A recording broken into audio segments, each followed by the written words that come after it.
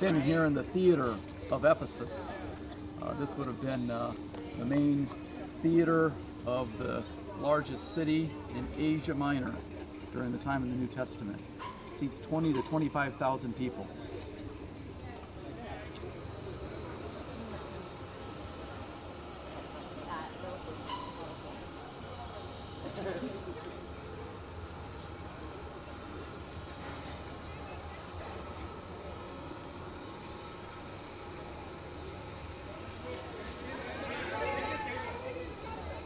Ephesus is a city of huge New Testament importance. Of course, this is where Paul spent over 2 years, between 2 and 3 years, on his third missionary journey. This is also where Priscilla and Aquila came with Paul on his second missionary journey, where Apollos was discovered as a great teacher of the law and came into the discipleship of Priscilla and Aquila.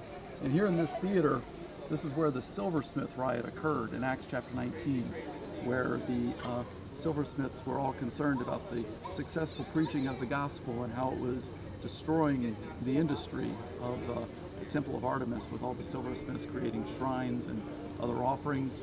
And so this theater rang, the scriptures say, for a couple of hours of people yelling, "Great is Artemis of the Ephesians." We also know that this was the site of the later ministry of the Apostle John.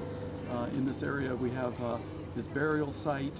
This would have been where John came toward the end of his life. Just off the shores here of Ephesus is the Isle of Patmos, where John was exiled in different times.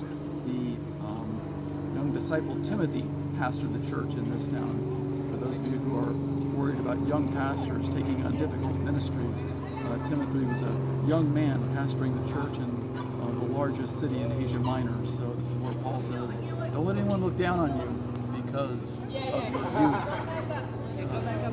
John, of course, made a major impact in this area. This is where you continue to find his the burial site and other significant monuments to John and to his ministry. John's gospel, of course, begins famously, "In the beginning was the Word, and the Word was with God, and the Word was God." Now, that's significant enough from a biblical perspective because, of course, the book of Genesis begins in the beginning, and the regular reference to the scripture as the Word is significant for that reason alone. But beyond that, here in Ephesus, to say "in the beginning was the Logos" is really significant, because before John and before Timothy and before Paul, centuries before, was the time of the teaching of the Greek-Socratic philosopher Heraclitus. Heraclitus was one of the early Greek philosophers. Of course, we're here in modern Turkey, Asia Minor, but this would have been an area of cultural Greek influence, as you can tell from the architecture and everything else. And Heraclitus, like many of the other early Greek philosophers, was interested in trying to understand the nature of ultimate or basic reality. Heraclitus had this strange idea that everything was made of fire. Now, that seems odd to us, but Heraclitus was actually talking about the way that everything changes into everything else, that it's in constant motion or constant flux. And he thought that fire was one of the best ways to sort of understand how something could stay the same, that could be fire, basic, but also constantly changing and constantly moving from one thing to the next. When we think about fire, we think about this random, chaotic movement. But of course, it's not random or chaotic. I mean, the movement of the fire is governed by the composition of whatever material it's burning. It's also governed by the air currents and everything else. So it only has this apparent randomness about it. Heraclitus recognized that as well. Heraclitus didn't say that this constant change or constant flux was random. Heraclitus said that this change or this flux was governed by an eternal principle, an unchanging law or principle that governed not just the movement of fire, but that governed the movement of everything whatsoever. And Heraclitus had a radical proposal here. The material that we saw, the fire and the material objects, these things are the objects of our experience. These things are governed by this immaterial, eternal principle that governs all change. And he had a name for that principle. He called that principle the Logos.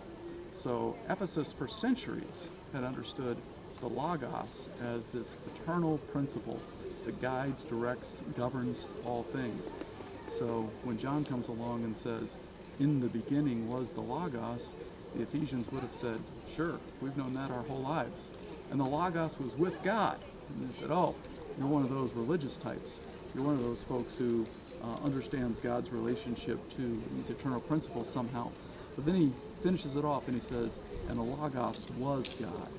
So John, in 3 quick steps, moves from cultural connection, in the beginning was the Logos, to the Logos was God, identifying the Logos with the second person of the Trinity. And then later on, in that opening section of John's Gospel, he says, and the Logos took on flesh and dwelt among us, and we beheld his glory, glory as of the only begotten of the Father.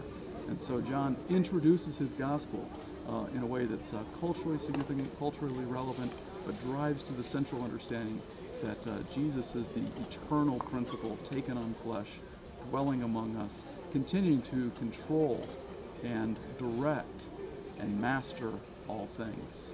Here in Ephesus,